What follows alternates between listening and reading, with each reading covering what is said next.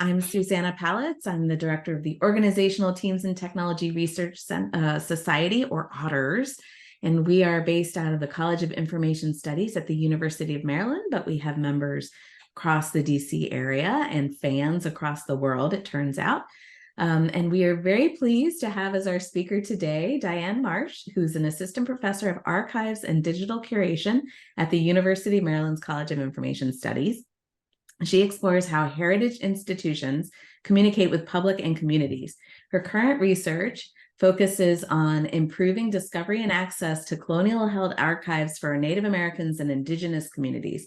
Previously, she completed her PhD in anthropology, focusing on museum anthropology, at the University of British Columbia, and an MPhil in social anthropology with a museums and heritage focus at the University of Cambridge in 2010, and a BFA in visual arts and photography at Mason Gross School of Arts of Rutgers University in 2009. Her recent work has appeared in The American Archivist, Archival Science, Archivaria, the Archival Outlook, and her book, From Extinct Monsters to Deep Time, Conflict, Compromise, and the Making of Smithsonian's Fossil Halls, was released in paperback in fall of 2022. So thank you very much for speaking on your work, Diana, and I will mute and hide myself so you can take it away.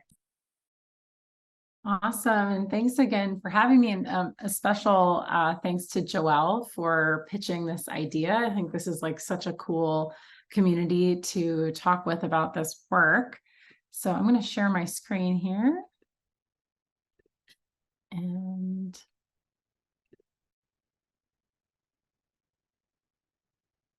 hopefully that looks like what it ought to look like for you all. So I want to start by acknowledging that College Park and Washington, D.C., where I live and where I'm beaming in from right now, are located on the ancestral territories of the Piscataway, Nacotchtank, and their indigenous kin and neighbors. As a member of the University of Maryland, I want to acknowledge that as a land-grant university, there were 202,000 acres of land stolen from indigenous communities and distributed to the university under the Morrill Act in 1862.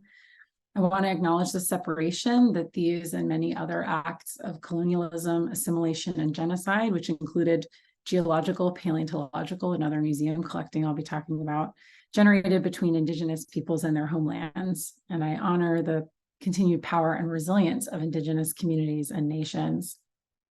And I'm very grateful to my friends and colleagues who continue to work with myself and many of us in PWI institutions with patience as we undertake collaborative and decolonizing, indigenizing, and reparative work in our collections and institutions. So thank you again so much for having me. I'm really grateful to be able to talk about this project, which was such a big part of my life. This was my doctoral dissertation turned book, which came out in paperback late last fall, and it's a pleasure to share it with this particular community. As many of you, I think, know, I'm pretty squarely grounded in archives. As Susanna was saying, all the journals are archives now. So it's cool to come back to this work, which is really grounded in anthropology and museums. I sometimes say I'm a recovering anthropologist. So it's nice to be back. So I'm going to start by giving you a sneak peek of the argument. Then I'm going to describe some of the original impetus and context for the project and then the book. I'll talk about my methods and largely the ethnographic research and setting and complexities there. Describe some key findings, including describing various cultures of expertise that are involved in planning what became the David H. Koch Hall of Fossils Deep Time. And I'll talk specifically about some of the debates that emerged in depicting deep time, particularly among different experts involved in planning the exhibition. And then I'll finish, hopefully, with why increasingly I think this matters, the sort of who cares. So the overall claim of the book is that we're seeing an increasing tension between the research and outreach function of museums. So here, the case study here is grounded within large natural history museums. So think the Field Museum in Chicago, the American Museum of Natural History in New York. And I take the Smithsonian's National Museum of Natural History as a case study. And I get there through a close investigation of exhibition processes, which are these really interesting microcosms of the wider organization, and show how that tension kind of manifests in three spheres that you see here on this slide. So first, in debates about exhibit content, like what is actually being shown in these exhibition halls among the teams that plan exhibitions. And then in institutional mission, so looking at what institutions say about themselves and what they're doing. Mostly I'll focus today on these first two, but hopefully show how that's nested within the wider institutional change. To talk about that tension, I use two main concepts. The first borrowed from Anna Singh to talk about the creative, awkward, and possibly creative qualities of interconnection across difference. And then second, a more localized term, complementarities, which emerged from Smithsonian archival and internal documentation to describe the kind of aspirational way that different expertise and projects and interdisciplinary work build on the strength of that in the Smithsonian context. And I go on to argue that those creative tensions might be important in how museums display some of the world's most pressing topics and sometimes politicized topics. So I started this project to ask how changing institutional cultures and values impacted the communication of scientific knowledge for the public. So for context, again, for those who know me in the archival studies land, at the time I was a doctoral student in museum anthropology, as Susanna mentioned, so essentially doing the anthropology of museums as cultural spaces. And I was interested in ethnography of big bureaucratic institutions, and Laura Nader's idea about studying up, aka, and this is an old idea from the late 60s, that anthropologists should be studying sites of power and not just quote unquote marginalized communities. I was really interested, this became less of a focus, but at the time I was really interested in kind of corporate cultures in museums and the sort of McDonaldization, Disneyfication of museums. And that turned out to sort of fit in some ways because dinosaurs have, continued to explode in popular culture and are kind of ubiquitous in especially the American imaginary, and often equated in museums with fears about commercialization and spectacle and the sort of dumbing down, quote unquote, of exhibits. And then I was interested in how science is produced, not necessarily in labs, but in these kind of alternative forms of scientific knowledge production, so social studies of science based, and then the ethnography of collaboration in museums and elsewhere. So my original research question, what is the relationship between institutional cultures and the presentation of knowledge to the public through exhibits? What histories, contexts, and shifts have impacted exhibits communications, and among whom and when and why?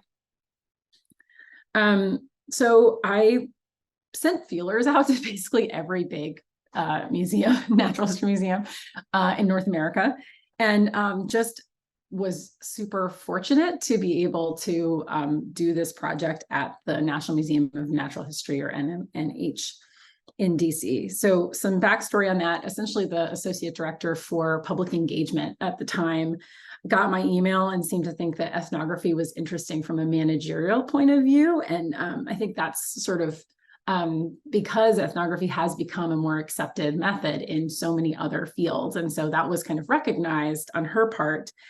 And then Scott Wing, who was a curator of Paleobiology, one of the curators on the project, happened to be very involved in fellowships. And he and I had a meeting and sort of had some chats about this. And he let me know that they were having these early planning meetings for this, what was going to be the sort of largest ever exhibit renovation at the museum, Deep Time. And in turn, got me in touch with Michael Mason, who was the head of exhibits, the associate director for exhibits, who happened to be an anthropologist by training. So he was kind of on board with this idea. And a number of folks on the team had been interested in having the process of planning the exhibition documented. So there was sort of an interest in the team in that. The project was a between 7 and 12-year endeavor, depending on when you start the clock. So the first real team meetings and the formation of the sort of what became the core team launched in fall of 2012, but folks had been working on this for many years prior to that, getting it started.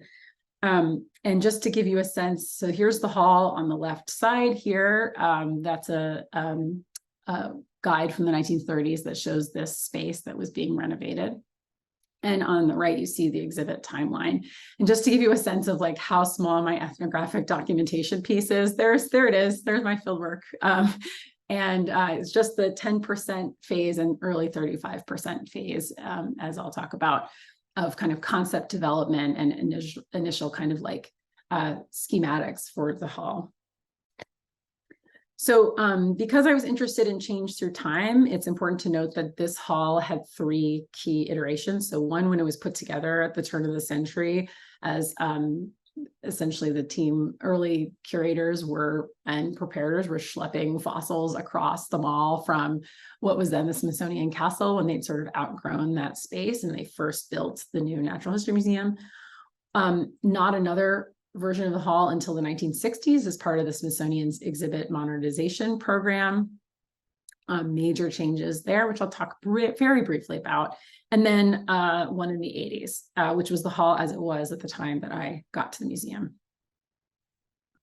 So the main methods I undertook in this project were archival, oral histories, and ethnography, which included both participant observation among the team and interviews. So I did tons of archival and oral history research. Almost half of the book that resulted is on that earlier history of the halls, and it's sort of organized that you can kind of choose your adventure. So if you wanted to just read a history of the halls, you could do that. And if you want to read only an ethnography of the current planning of deep time, you can do that. And then, of course, if you're very bold, you can do all of it.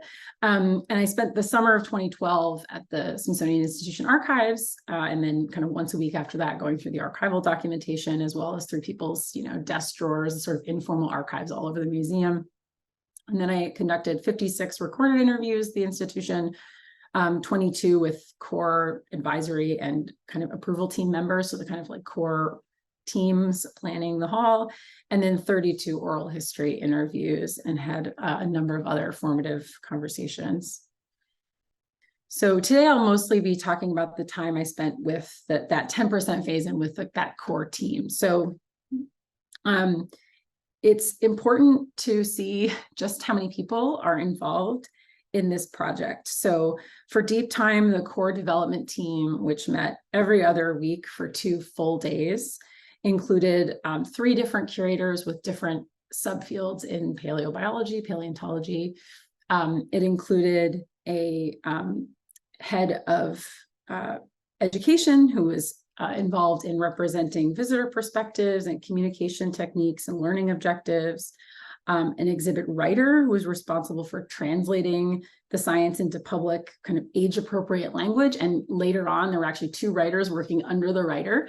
So exponentially grew after this first 10% phase.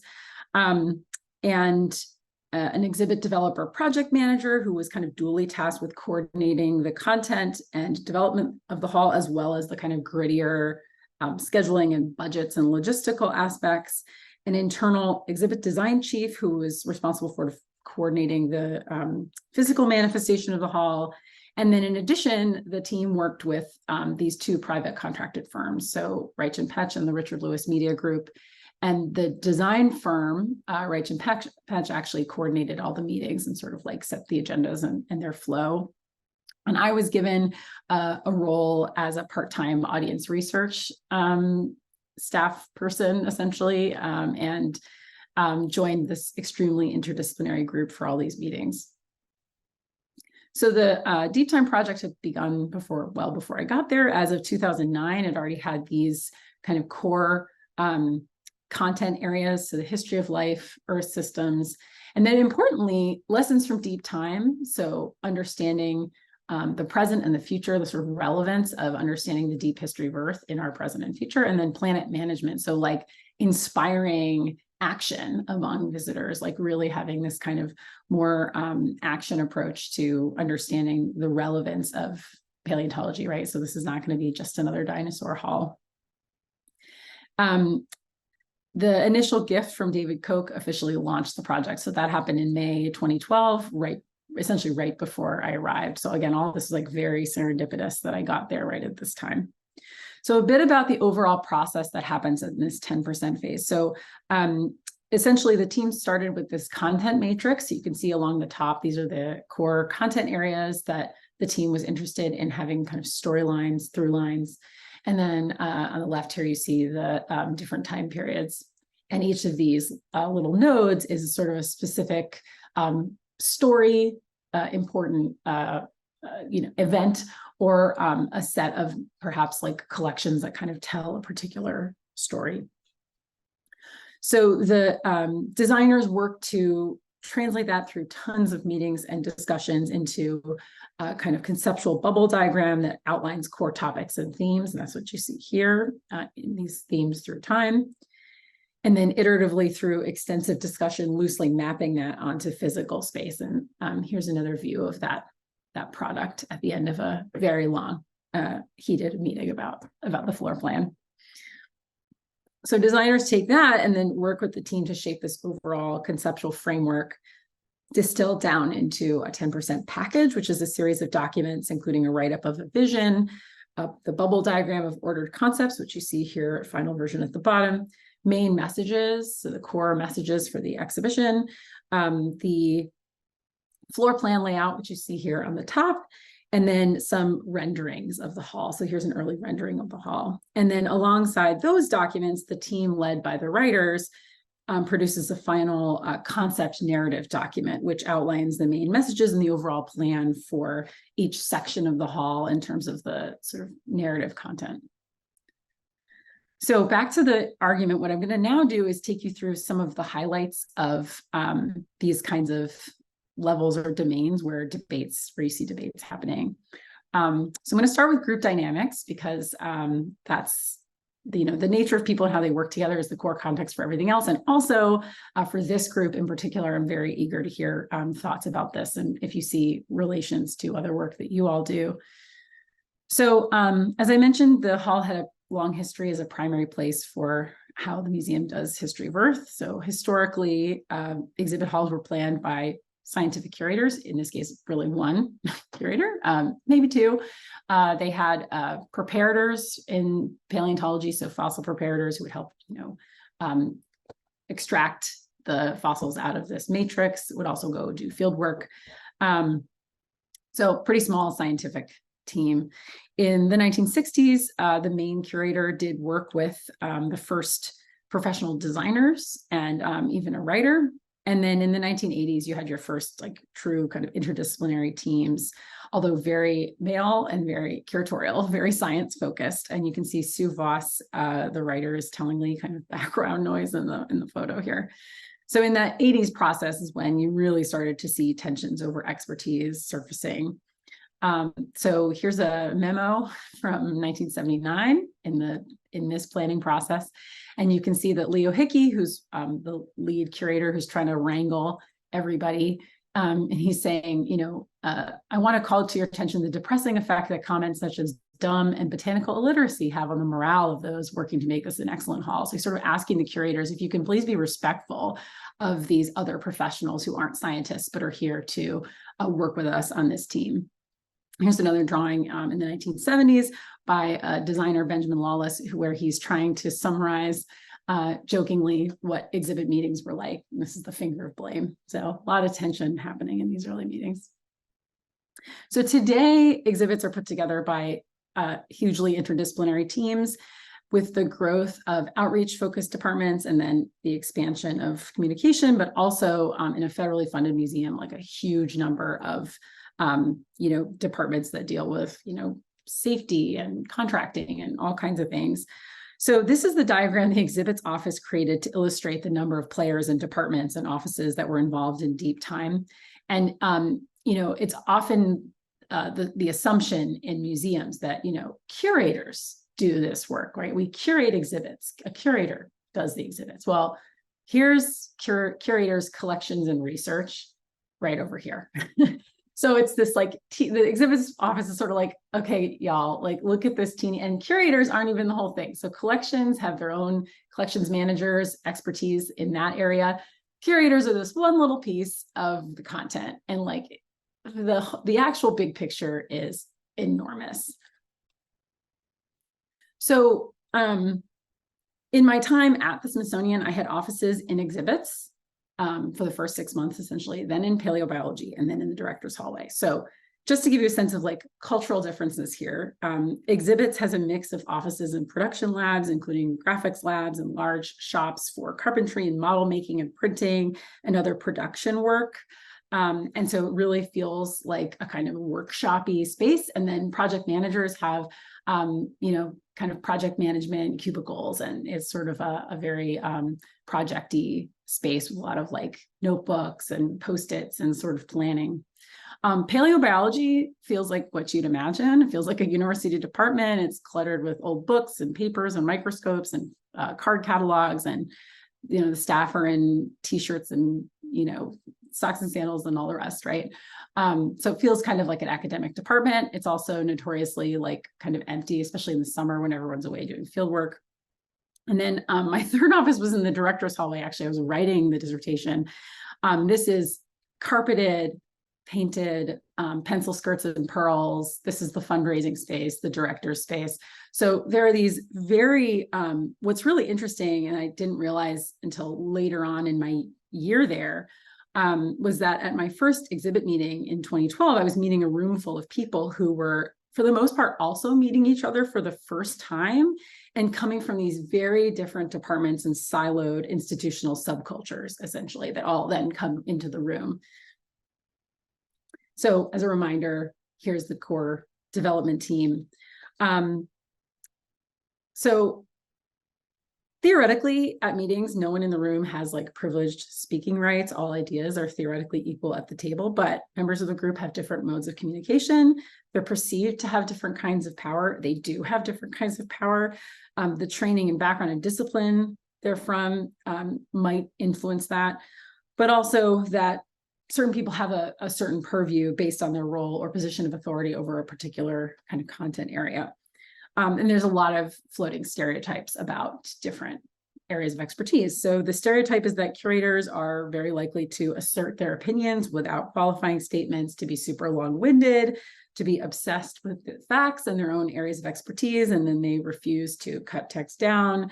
They are kind of harsh with tearing apart the tone and word choice and grammar of exhibit text, even when they're not the writers on the project. And there's kind of a lot of running jokes in the museum about curators, especially the harsh way they comment on documents, but also there's sort of like lack of professional respect for others in the museum.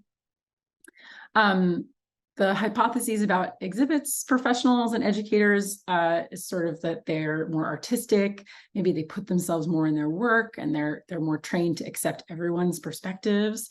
So scientists get a little bit annoyed because they feel like, they know that there's an objective truth out there, and like not everybody's opinions about that count. And scientists are always worried that exhibit staff and others on the interpretation side are going to quote unquote dumb down the science in their work. So as a cultural anthropologist at the time, I wasn't really like interested in the truth of the stereotypes about this, but they have real and entrenched implications for power dynamics at the museum. And I mean, everybody knows in the museum, except for curators, that curators are of a higher status than everybody else in the museum.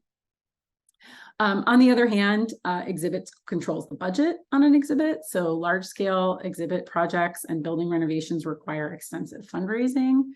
So here's just another image of the team debating the hall. And the fundraising, if you're in charge of fundraising and you're in charge of where the money's going, that's a huge amount of power. So that comes through development staff, but also the exhibits office and the project managers. So that initial gift that came through, plus the other 40+ million that came in, was all coordinated by exhibits. And so that's, an enormous amount of power. Whereas curators are theoretically in charge of the content, the sort of like scientific storytelling and sort of fact checking, if you will. So development officers and anybody working on this kind of money and planning process, and the overall conceptual development, which is also part of exhibit. So exhibit developers are charged with the like overall narrative content. That is a huge amount of power. But there's this strong sense among researchers and the kind of like interpretation and outreach staff that the other group doesn't understand what they do, and they don't really respect. They both seem to feel that the others have more power than them, and they often feel that their expertise is not valued as much as it should be. This is an image of the nation's T-Rex being delivered to the museum, which was a big event as the T-Rex came across the nation and then arrived at the museum with a big, huge opening ceremony and a gala and all the rest of it. So each of these groups have very different kinds of educational training. So research staff have generally been on a traditional academic path, very recognizable in a university setting. So, they often come up through a PhD program, graduate school in this particular field, and then have postdocs and then become a curator.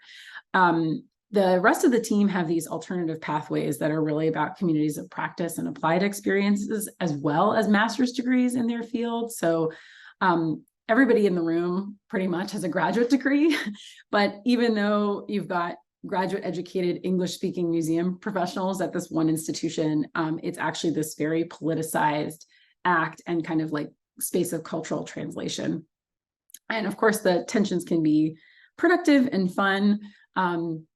Once people get to know each other, it can kind of overcome those barriers. So this is a picture of the whole team in North Dakota's Badlands. The director decided to do kind of a team building things together to try to get everybody to know each other and sort of go play around in the dirt together.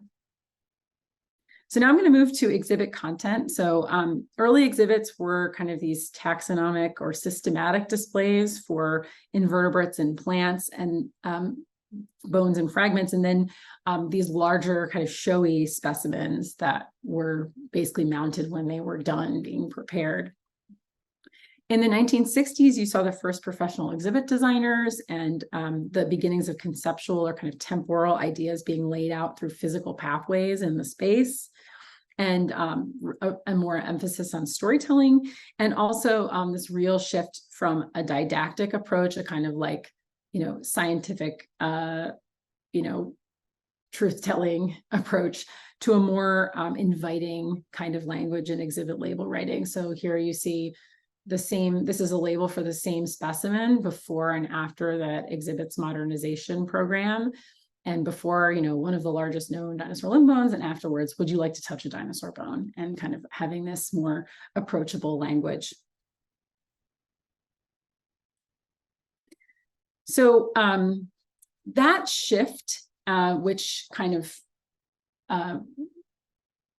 sort of compounded through the 1980s and really has come to the fore in recent times with the exponential growth of master's programs and all these subfields in museums and museum education and museum collections management and museum writing, and this sort of siloing of big institutions has meant a lot of soul searching for a place like the NMNH, which is really founded as a research museum and has, now has this other huge part of what it does.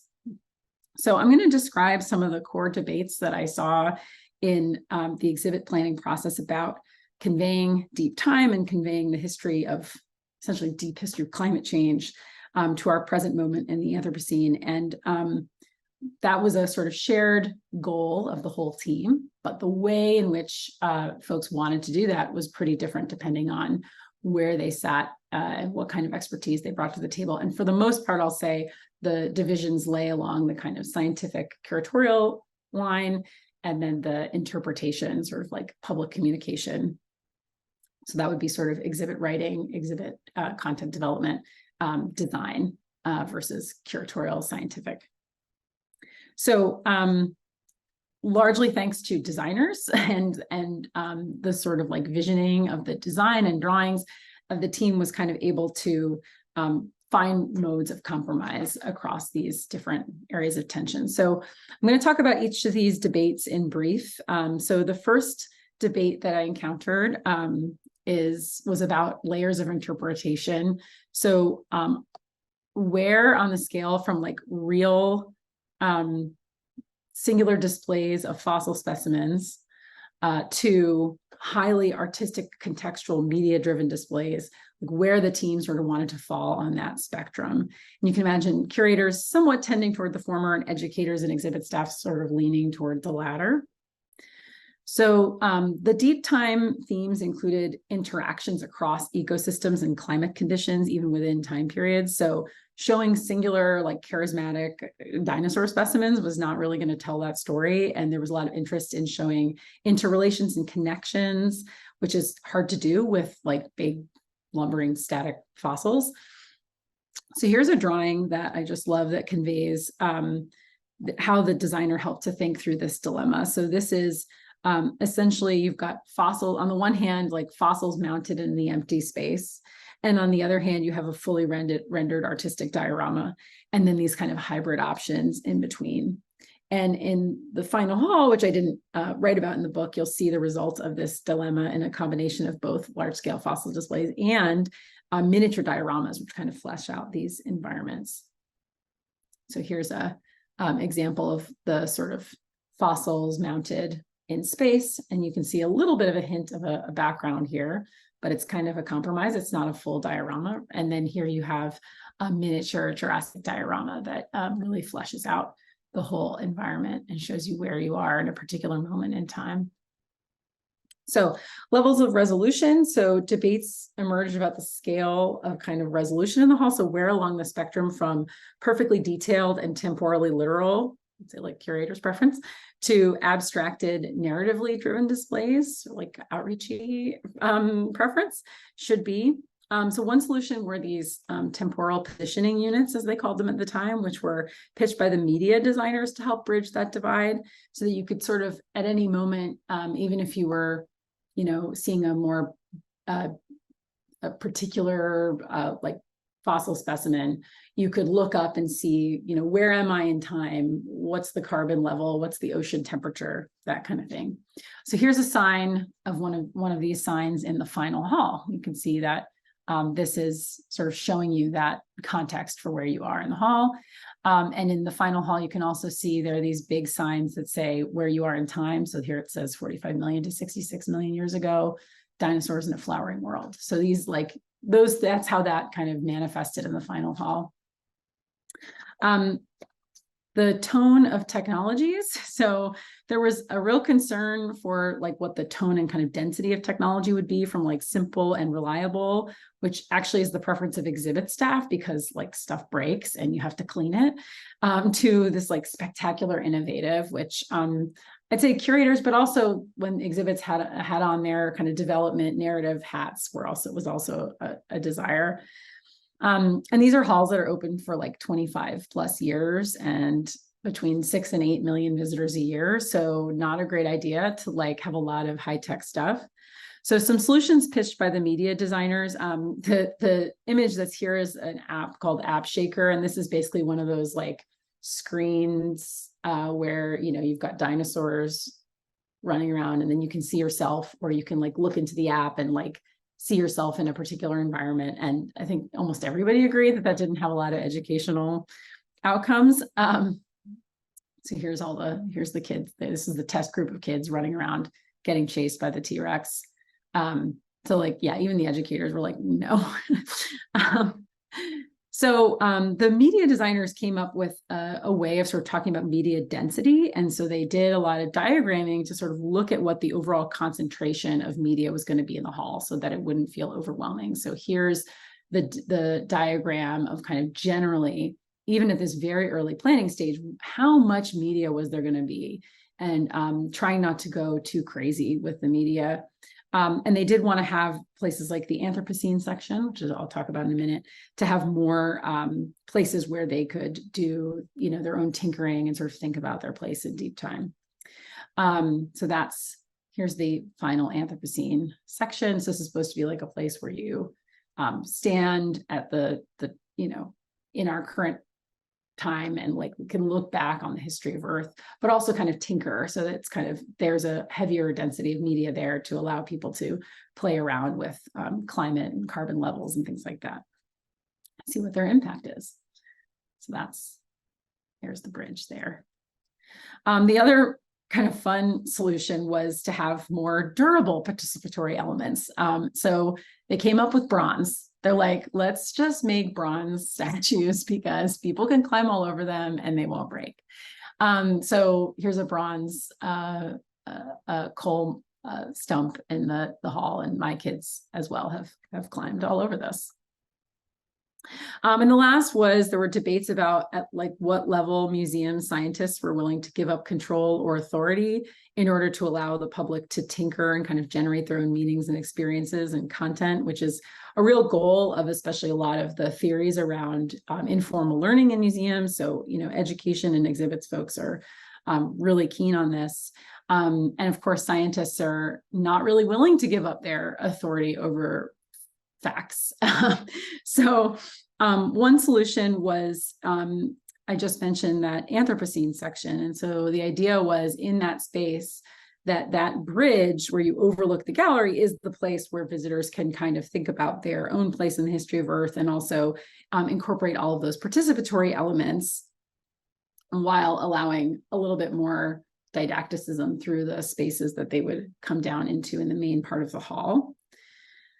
So there's the Anthropocene there. And the other was to actually, and here's one more place to show you. This is the bridge here from a top level view, you can see. So again, people could be up there and tinkering. There's also lots of video features to show people about the kind of the impacts of humans on climate today, things like that.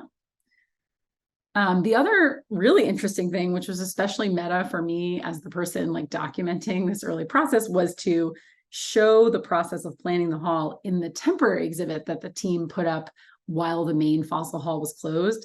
So this was kind of hilarious. These were photos that I took as the ethnographer of the team planning the hall, and they ended up in the temporary exhibit about the planning of the hall. And so the idea was to like invite visitors into the sort of planning and brainstorming and sort of engage people that way.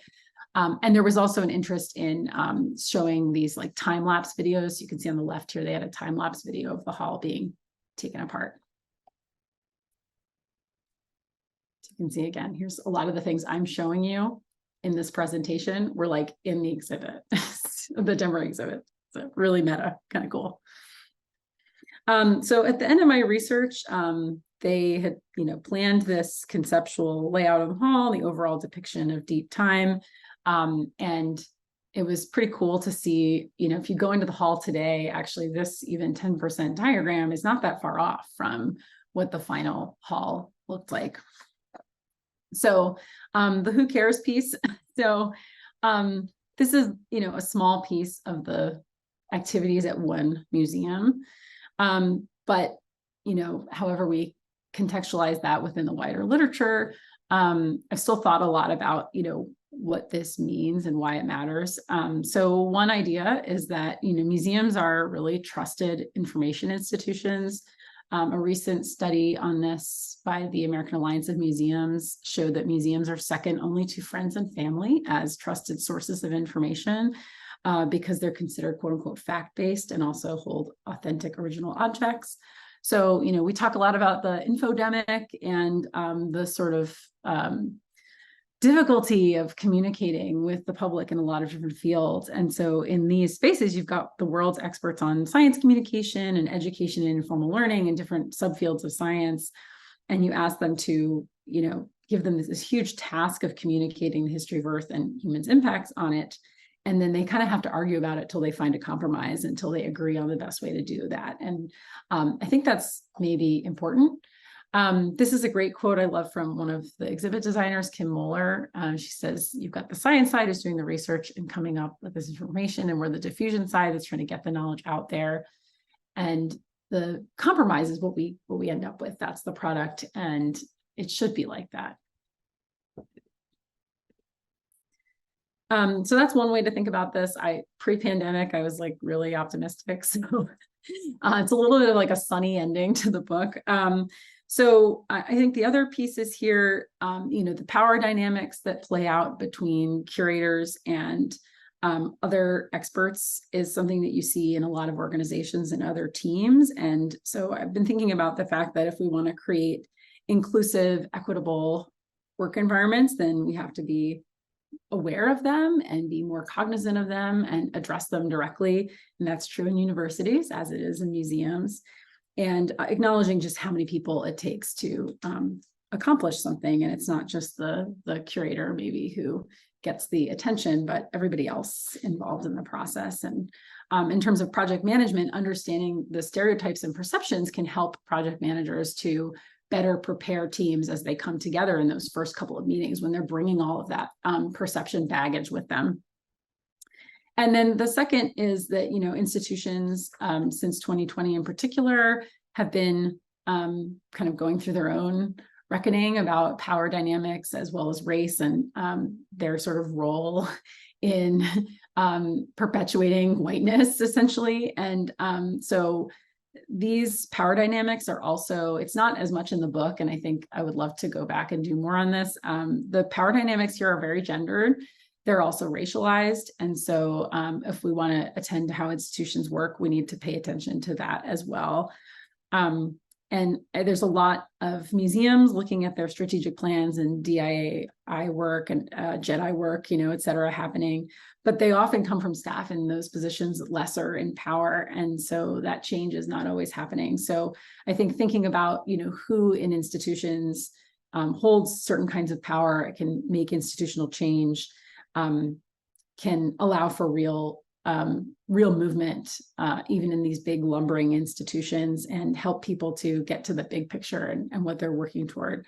So I'm hoping that what I saw in this particular place and among these groups can allow museums to fulfill their important kind of societal roles if we can learn from that process.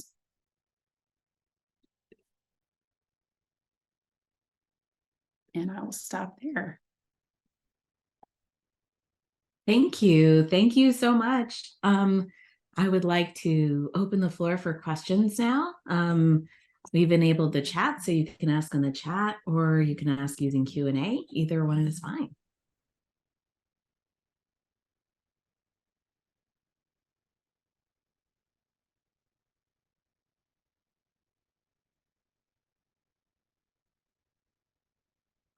And I'm also curious from participants if any of what I just talked about rhymes with things you've seen in your research, in your institutions, anything like that.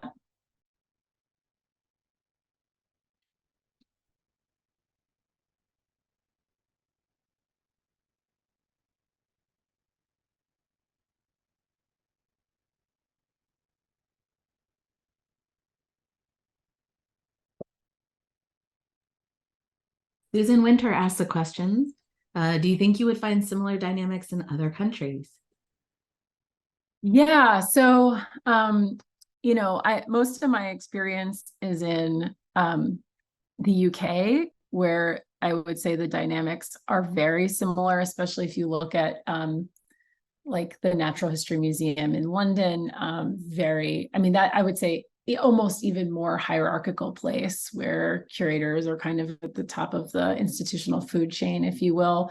That's certainly true. I've got like limited experience with, the Natural History Museum, like in Berlin, for instance.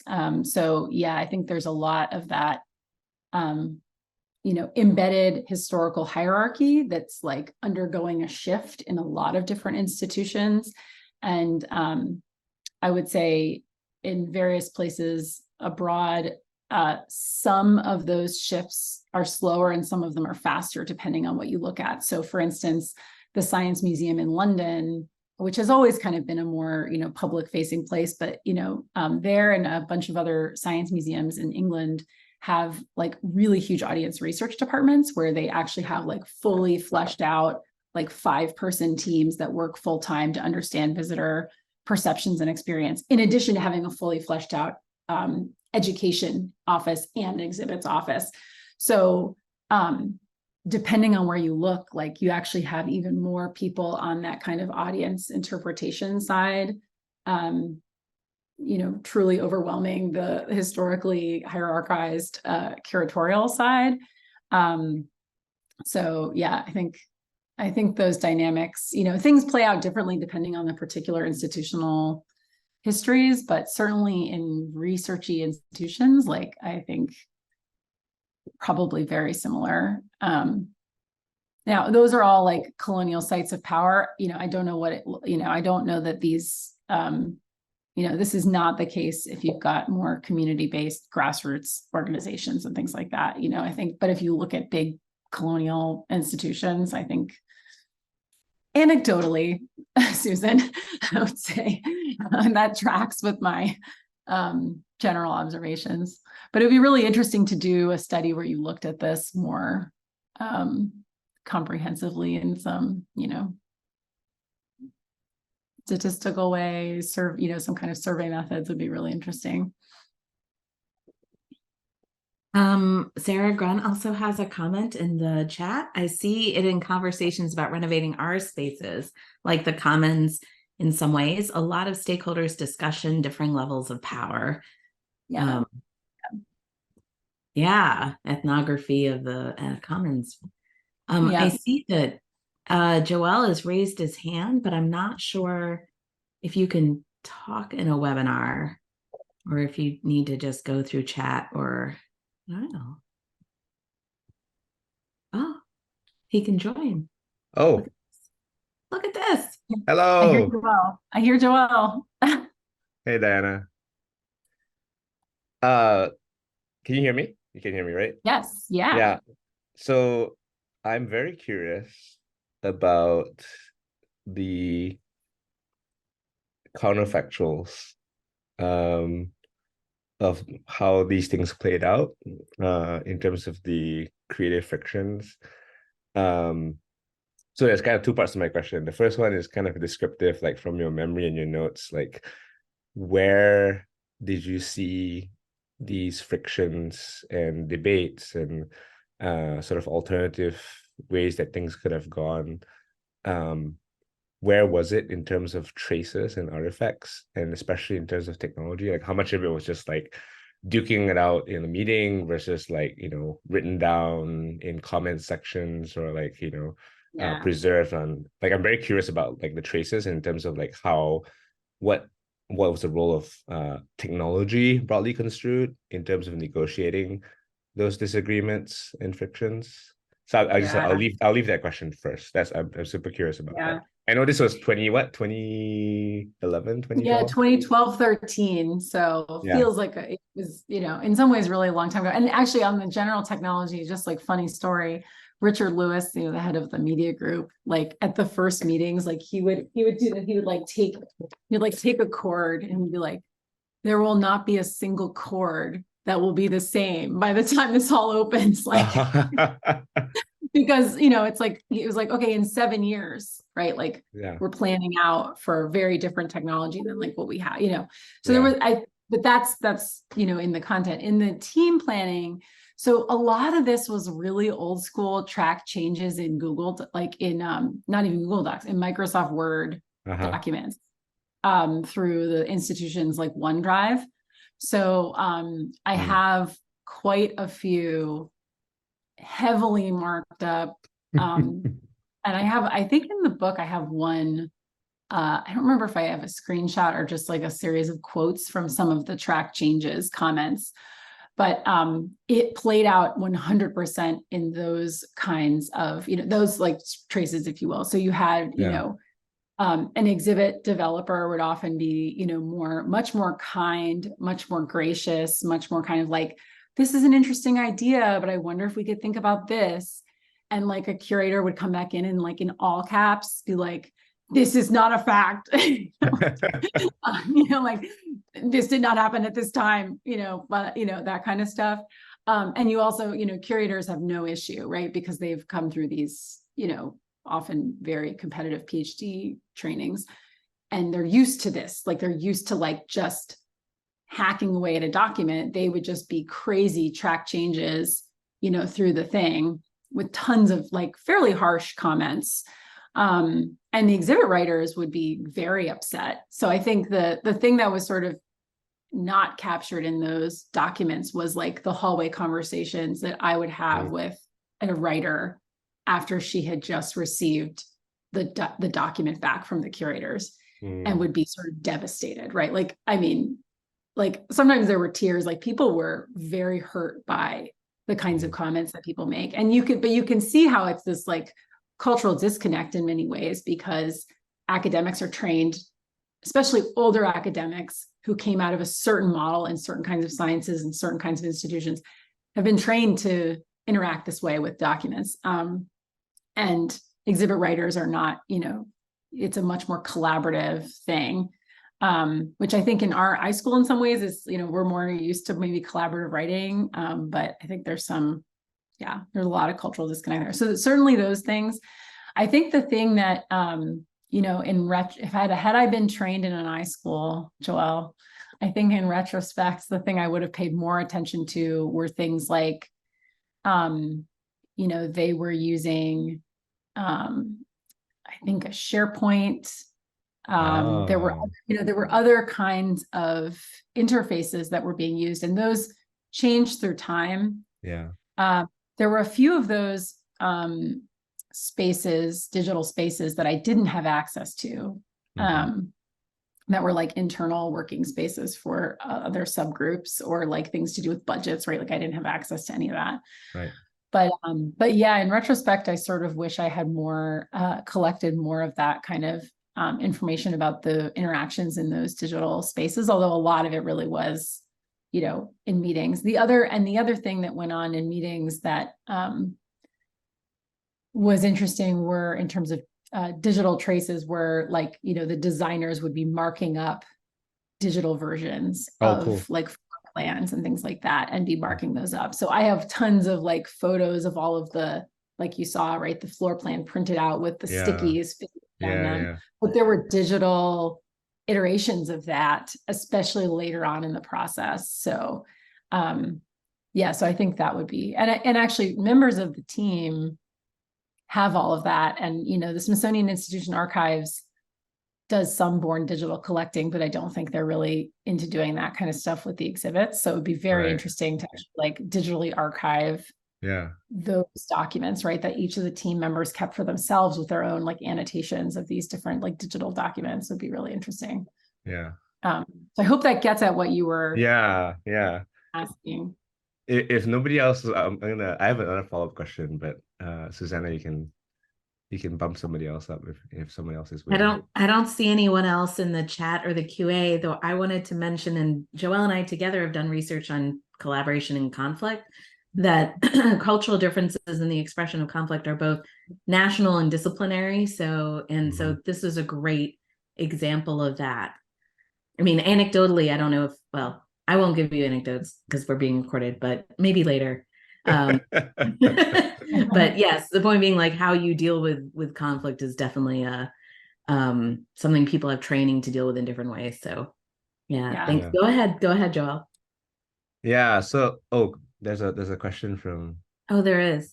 So I'll cede my question to Jasper. After Jasper. So Jasper asks, do you have any thoughts on potentially effective reforms with regard to the organizational structures of the types of institutions you've studied?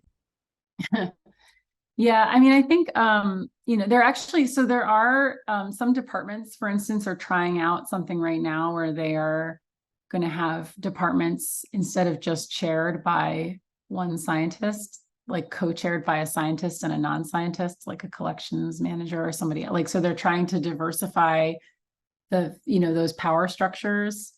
But I think there's so many things that are really entrenched with the way in a place like the Smithsonian, the position descriptions, like so much happens at like these very early stages of even like when you create a job, right? That those hierarchies are baked into the job. So like depending on your GS grade level, so like curators usually have a 13 to 15 grade scale, which is like a high, and then if you're in archives or something else, right, you're like a 9 to 11. And like, so I think a lot of it has to do with like undergrading different kinds of expertise, even in like the job creation, and like specifically nesting positions purposefully underneath curators so that they have to sort of answer to curators in like a structural way. So I think like trying to undo some of those processes, or like as people create new positions, to try to give people more institutional weight and power, it would change the game a lot. And I don't think there's a lot of movement in that area. I do think it's great that now there are like leadership that are associate directors who have these kind of more public facing roles. So that, yeah. And then of course there's all the like, you know, they're doing some work to diversify, you know, who's actually on the staff and who's a curator. And, you know, although I'd say paleobiology now is back to like one woman curator. I don't think any curators of color, maybe one. So it's not, you know, I think there's a lot of work that has to get done to make these places feel like welcoming spaces, and to, you know, and also that the different, you know, all of these different institutions have to do in that regard. Yeah, that's very interesting. We have about 4 minutes left. If anyone has a question, if nobody else has a question, then Joelle, I think you should be able to ask your question. Yeah, go ahead. Awesome.